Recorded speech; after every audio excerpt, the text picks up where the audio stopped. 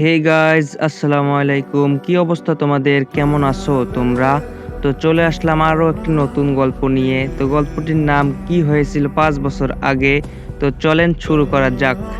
রুমে শুয়ে আছি, তখনই ভাবি আমার রুমে আসলো। আমি একটু অবাক হলাম, কারণ ভাবি আমার সাথে কথাই বলে না। ভাইয়ের বিয়ে হয়েছে এই 5 মাস হবে, কিন্তু এই 5 মাসে ভাবি আমার সাথে ভালো করে কথাই বলেনি। আমার রুমে এর আগে ভাবি কখনো আসেনি। বাবা মায়ের সাথে ঠিকভাবে কথা বললেও ভাবি আমার সাথে কথা বলেনি। হঠাৎ ভাবি আমার রুমে আসলো কেন, এই কথাটি আমার মাথায় ঘুরছে। তখন আমি ভাবিকে বললাম, ভাবি তুমি হঠাৎ আমার রুমে? ভাবি তখন বলল, এই ছেলে একদম কথা বলবে না, তোকে আমি দেখতে পারি না, তোকে যেন আর এই বাড়িতে না দেখতে হয়, তার জন্য আমি এসেছি। তখন আমি বললাম, মানে ভাবি? তখন বলল, বাড়িতে তোকে নিয়ে আদিত্যা হচ্ছে, তুই ছোট্ট বলে তোকে কেউ কিছু বলে না, আর তোকে একটু বেশি সম্পত্তি দিয়ে যাবে। কেন? আমার স্বামী বড়, তাকে তো বেশি সম্পত্তি দেওয়ার কথা, তা না করে তোকে দিচ্ছে। তখন আমি বললাম, তা আমাকে বলছো কেন? ভাবি তখন বলল, আর কাউকে বাড়িতে যদি তোকে সম্পত্তি কম দিতে বলি, তা তো আর কেউ শুনবে না, তাই আমি এসেছি যেন এই সম্পত্তি আমার স্বামী পায়, সেই কাজ করতে। তখন আমি বললাম, মানে কি বলছো এসব ভাবি? তখন বলল, আমি এখনই করে দেখাচ্ছি।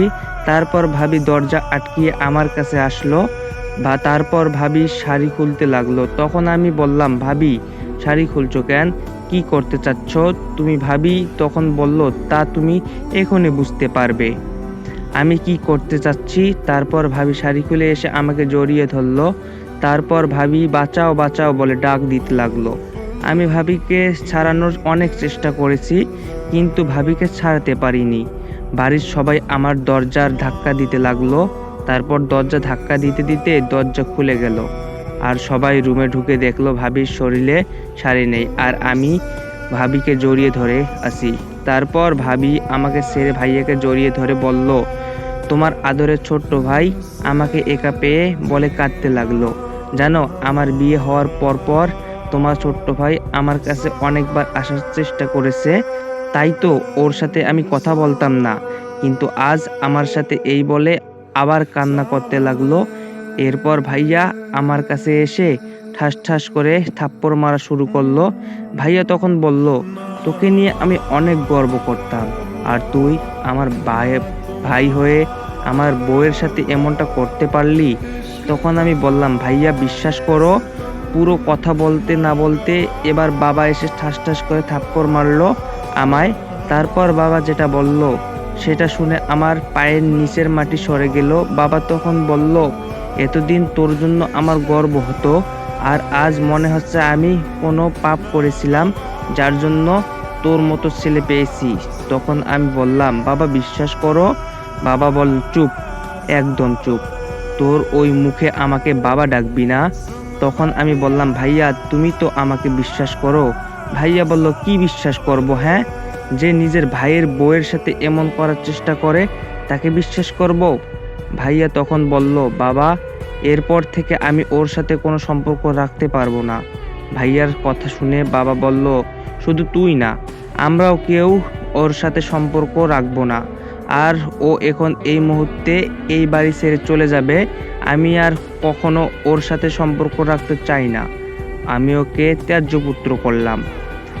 তখন আমি বললাম, এটা শোনার পর খুব কষ্ট পেলাম, আমি আর কোনো কথা বলছি না, কেউ আমার আর কোনো কথাও বিশ্বাস করবে না। ভাইয়া তখন বলল, বাবা কি বলছে শুনছিস? শুনছিস না? চলে যা এই বাড়ি থেকে। তখন আমি বললাম, চলে যাচ্ছি, তবে বলে রাখছি, খুব ভুল করলে তোমরা এই ভুল হয়তো বুঝতে পারবে, কিন্তু সেই দিন আর আমাকে পাবে না। এবার গেলাম ভাবির কাছে, আমি বললাম, জানি না কি ভুল করেছিলাম, যার জন্য আমাকে এমন একটা অপবাদ দিলা। এই টাকার জন্যই তো আমি যাওয়ার সময় বলে যাচ্ছি, যে সামান্য টাকার জন্য আমাকে বাড়ি থেকে বের করে দিলা। একদিন আমি তোমাদের থেকেও বড় লোক হয়ে দেখাবো। তারপর বাড়ি ছেড়ে চলে আসলাম। বাবা মার প্রতি রাগ হচ্ছে, এই চিনেছে তাদের এর ছেলেকে।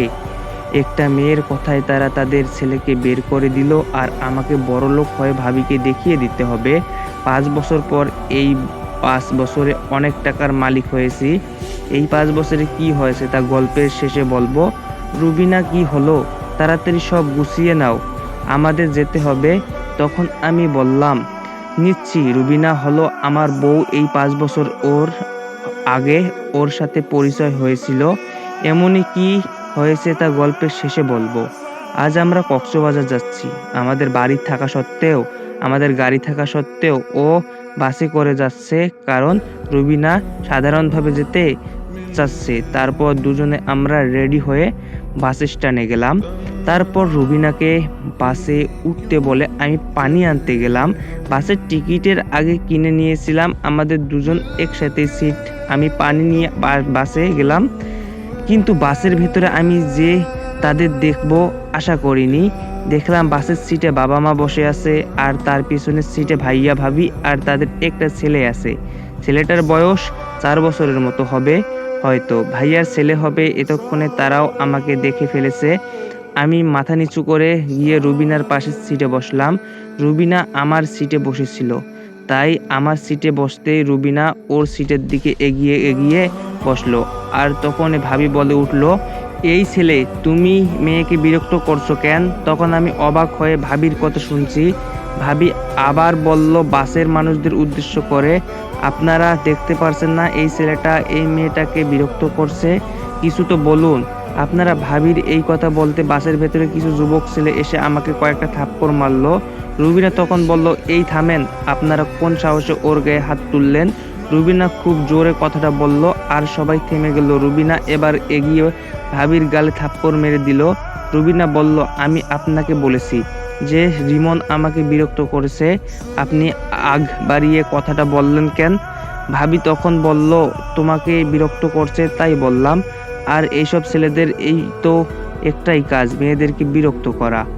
আর এ তো খালি সিট থাকতেও তোমার পাশের সিটে বসে বিরক্ত করছিল, তাই বললাম। আর তুমি আমাকে থাপ্পড় মারলে। রুবিনা তখন বলল, আপনি কি রিমনকে চিনেন যে ওর বিষয়ে এত খারাপ কথা বলছেন? আর বললেন পাশের সিটে বসার কথা। আমার স্বামী আমার পাশের সিটে বসবে না তো মেয়ের পাশের সিটে বসবে? রুবিনার কথা শুনে বাসের সবাই বলল, উনি আপনার স্বামী? রুবিনা তখনই বলল, হয় আমার স্বামী। আর আমি ওর সিটে বসেছিলাম, তো ওর বসতে একটু সমস্যা হচ্ছিল, তাই আমি সরে বসেছিলাম। আর আপনারা কার না কার কথায় আমার স্বামীকে মারছিলেন। আর জানেন আপনারা কার গায়ে হাত দিয়েছেন? তালুকদার গ্রুপ ইন্ডাস্ট্রির মালিকের গায়ে হাত দিয়েছেন। কথাটা বলা মাত্রই এবার বাসের সবাই একটু ভয় পেলেন। এমনই তো ভুলে কারো গায়ে হাত দিয়েছে, তার মধ্যে আবার এত বড় মানুষের গায়ে। এবার যদি সে কিছু করে তাহলে এই নিয়ে চিন্তিত সবাই। তখন আমি বললাম, আপনারা সবাই আপনাদের সিটে গিয়ে বসুন, এখানে আমাদের কোনো ভুল নেই, তাই আপনারা ভয় পাবেন না। বাসের সবাই তখন বলতে লাগলো, আমাদের ক্ষমা করে দিন, আমরা বুঝতে পারিনি। তখন আমি বললাম, আপনারা আপনাদের সিটে বসুন। বাসের একজন তখন বলল, আচ্ছা, আপনি এত বড় লোক মানুষ হয়েও বাসে যাচ্ছেন কেন? রুবিনা তখন বলল, ও আমার কথায় যাচ্ছে। আসলে আমি সাধারণ মানুষের মতো কোনো জায়গায় যেতে ভালোবাসি, তাই ও আমার কথায় বাসে করে যাচ্ছে। রুবিনা এবার ভাবিকে উদ্দেশ্য করে বলল, ভবিষ্যতে মানুষকে দেখে বলবেন, না জেনে কিছু বলবেন না। আরও অনেক কথাই বলল। বাসের সবাই ভাবিকে অপমান করলো। আবার আমি গিয়ে আমার সিটে বসলাম। মনে পড়ে গেল সেই পুরনো কথা। এই বাসে আমার আর রুবিনার দেখা হয়েছিল সেই কথা। চলুন 5 বছর আগের কথা এখন আপনাদের বলি। 5 বছর আগের কথা। আমাকে সেদিন বাড়ি থেকে বের করে দেওয়ার পর পকেটে যা টাকা ছিল তা দিয়ে একটা বাসের টিকিট কাটলাম। পকেটে আর বেশি টাকাও নেই। বাসে গিয়ে বসে আছি, হঠাৎ একটা মেয়ে আসলো আর আমার পাশের সিটে বসে পড়লো। আমার সেই দিকে কোনো খেয়াল নেই। আমি আমার কথা ভাবছি। আজ বাবা মা, তাও একটা মেয়ের মিথ্যা অপবাদে এসব ভাবতেছি আর চোখ দিয়ে পানি পড়তেছে। হঠাৎ পাশে বসা মেয়েটি বলল, আপনি কান্না করছেন কেন? তখন আমি বললাম, এমনি কান্না করতেছি। মেয়েটি তখন বলল, কারো সাথে কষ্ট শেয়ার করলে কষ্ট কমে যায়, আর আপনি আমার সাথে শেয়ার করতে পারেন।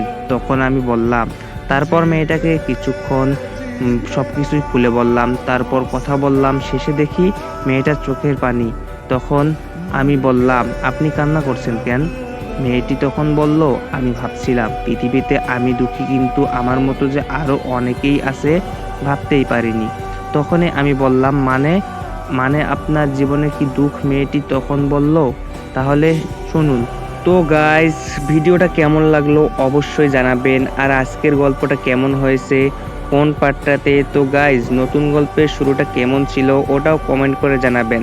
আর পুরো গল্পটা আপনারা শুনলে বুঝতে পারবেন, অনেক ইন্টারেস্টিং একটা গল্প। তো সবাই দেখতে এখনই চ্যানেলটি সাবস্ক্রাইব করে বেল আইকনটি অন করে রাখুন।